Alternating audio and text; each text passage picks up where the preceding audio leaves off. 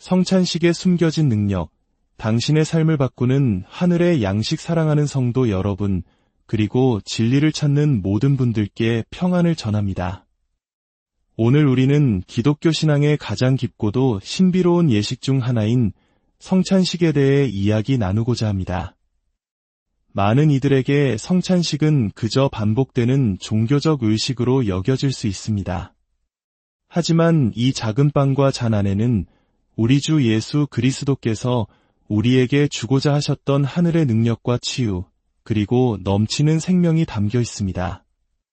이 심오한 여정을 시작하기에 앞서 만약 오늘 이 말씀이 여러분의 마음에 울림을 준다면 하나님의 은혜를 나누는 마음으로 이 영상을 공유해 주시길 부탁드립니다.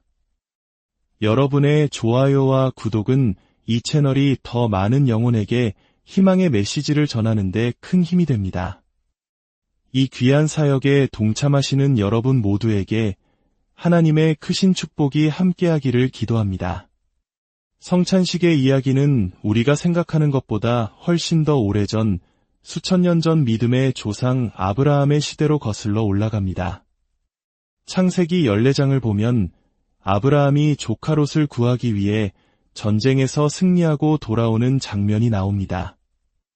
지치고 피곤한 그를 맞이한 것은 살렘 왕 멜기세덱이었습니다. 그는 지극히 높으신 하나님의 제사장이었고 아브라함에게 빵과 포도주를 가지고 나왔습니다. 이것이 성경에 기록된 최초의 성찬식의 원형입니다. 멜기세덱은 지친 아브라함을 빵과 포도주로 위로하고 새 힘을 주었을 뿐만 아니라 입을 열어 그를 축복했습니다. 그의 첫 마디는 복을 받을지어다 였습니다. 이것이 바로 우리 주 예수 그리스도의 사역의 본질입니다. 주님은 우리를 판단하고 정죄하기 위함이 아니라 우리를 축복하고 생명을 주시기 위해 이 땅에 오셨습니다. 우리가 성찬식에 참여할 때 우리는 바로 이 멜기세덱의 축복, 아니 그보다 더 위대하신 대제사장 예수 그리스도의 축복 안으로 들어가는 것입니다.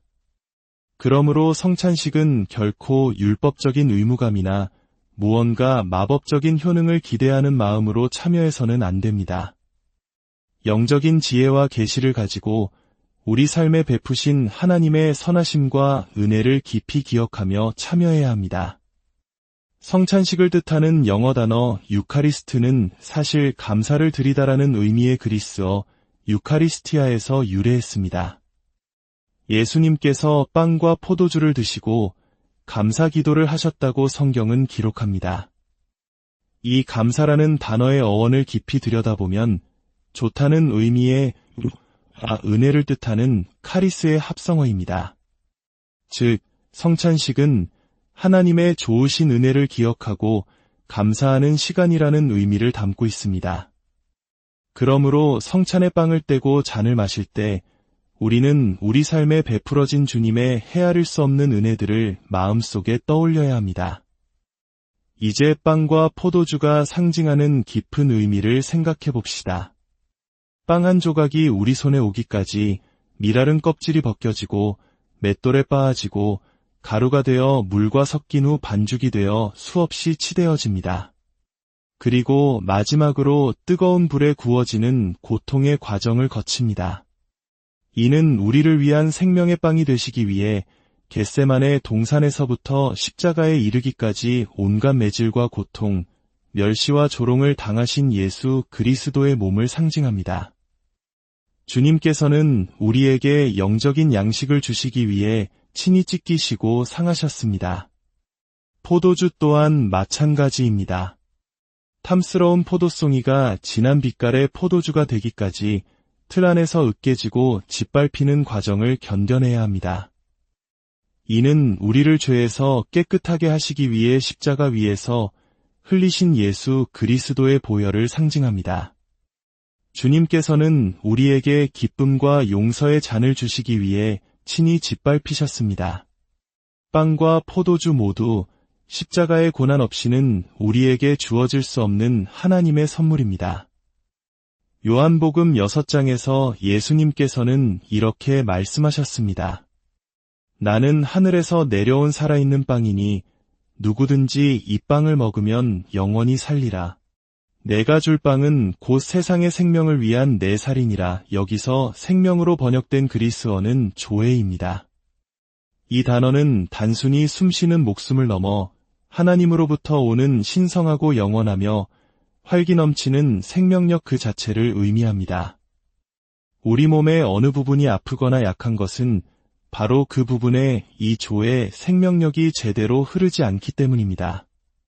우리가 믿음으로 주님의 몸을 상징하는 빵을 먹을 때 예수 그리스도의 그 신성한 생명력이 우리 몸의 아픈 곳, 약한 곳으로 흘러들어가 치유와 회복을 가져다 주는 것입니다. 더 나아가 주님께서는 내 살은 참된 양식이요 내 피는 참된 음료로다 라고 말씀하셨습니다. 그리고 이어서 내 살을 먹고 내 피를 마시는 자는 내 안에 거하고 나도 그의 안에 거하나니 라고 약속하셨습니다. 여기서 예수님께서는 먹다라는 단어를 의도적으로 바꾸어 사용하십니다. 처음에는 영적으로 말씀을 받아들이는 일반적인 의미의 먹음을 사용하셨지만 이 구절에서는 실제로 무언가를 아삭아삭 씹고 삼키는 물리적인 행위를 뜻하는 트로고라는 단어를 사용하십니다. 이는 성찬식이 단순히 영적인 상징을 넘어 우리의 삶과 육신의 실제적인 생명과 치유를 가져오는 통로임을 가르쳐 주신 것입니다. 우리가 믿음으로 성찬에 참여할 때 우리는 가장 실제적인 방식으로 주님과 연합하게 됩니다.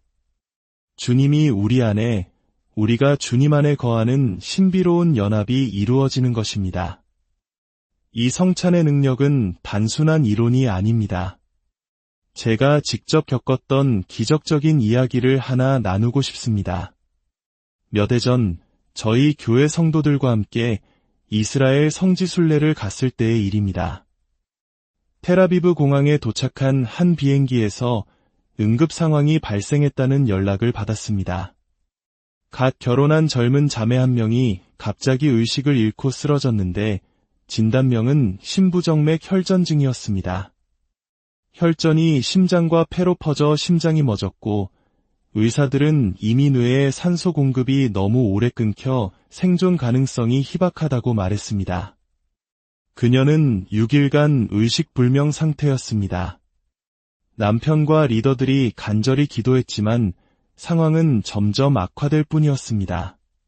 저는 다른 도시에서 일정을 소화하던 중 주님께서 그녀에게 가서 성찬식을 거행하라는 마음을 주셨습니다. 몇몇 교역자들과 함께 병원으로 달려갔습니다. 병실에 누워있는 자매의 모습은 참으로 절망적이었습니다. 몸은 퉁퉁 부어 있었고 온갖 튜브들이 그녀의 몸에 연결되어 있었습니다. 우리는 그녀의 침상 주위에 둘러서서 함께 성찬식을 가졌습니다. 그리고 선포했습니다. 예수 그리스도의 찢기신 몸으로 말미암아 조의 생명이 이 자매에게 흘러들어갑니다. 악한 영을 쫓아내거나 특별한 기도를 한 것이 아니었습니다. 그저 믿음으로 성찬식을 거행했을 뿐입니다. 바로 다음 날 기적이 일어났습니다. 그녀가 깨어난 것입니다.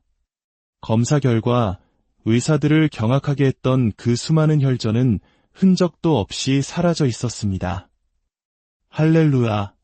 그녀는 완전히 회복되었고 퇴원 후 다음 성지순례팀에 합류하여 모든 일정을 소화했습니다.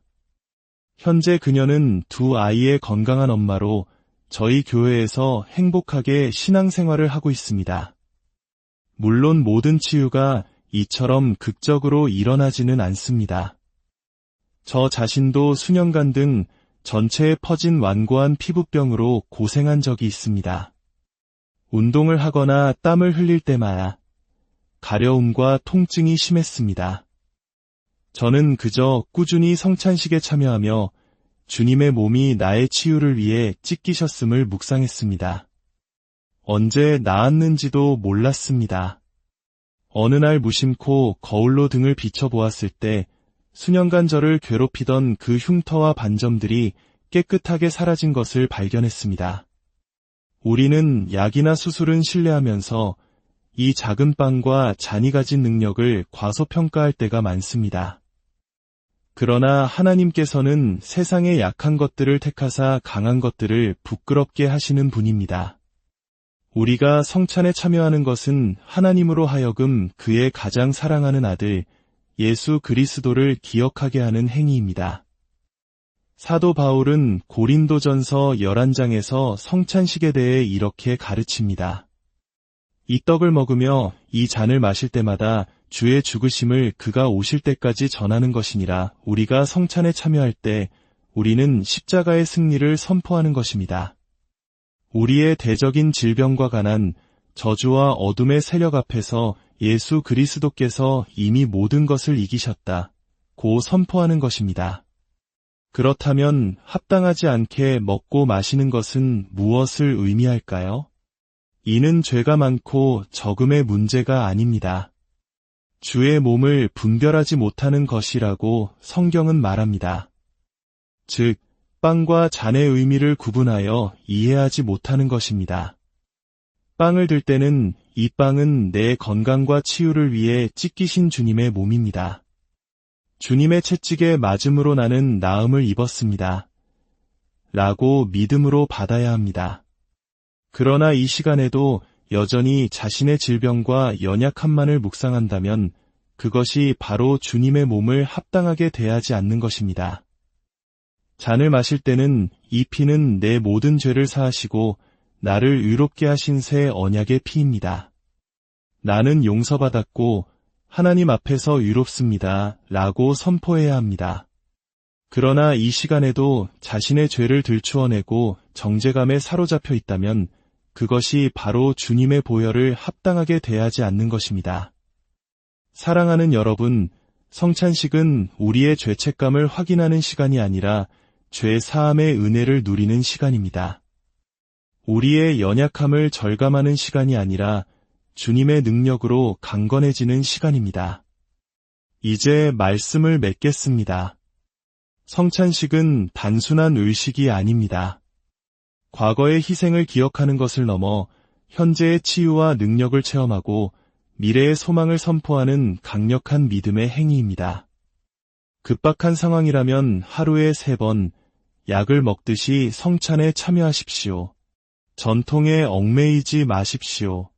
주님께서는 우리가 당신을 자주 기억하기를 원하십니다.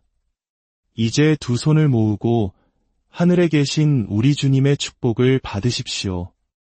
주님께서 당신과 당신의 가정을 믿음의 조상 아브라함의 복으로 축복하시기를 원합니다. 당신이 들어와도 복을 받고 나가도 복을 받으며 당신의 자녀들과 당신의 손으로 하는 모든 일 위에 복이 임할 것입니다.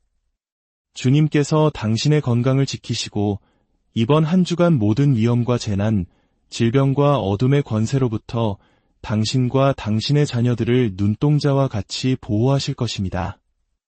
주님께서 그의 얼굴빛을 당신에게 비추사 은혜 베푸시기를 원하며 당신이 가는 모든 곳에서 하나님의 특별한 호의를 경험하게 될 것입니다. 주님께서 그 얼굴을 당신에게로 향하여 드사 당신과 당신의 가정의 하늘의 살롬, 그 무엇과도 비교할 수 없는 평강을 주시기를 우리 주 예수 그리스도의 이름으로 축원합니다.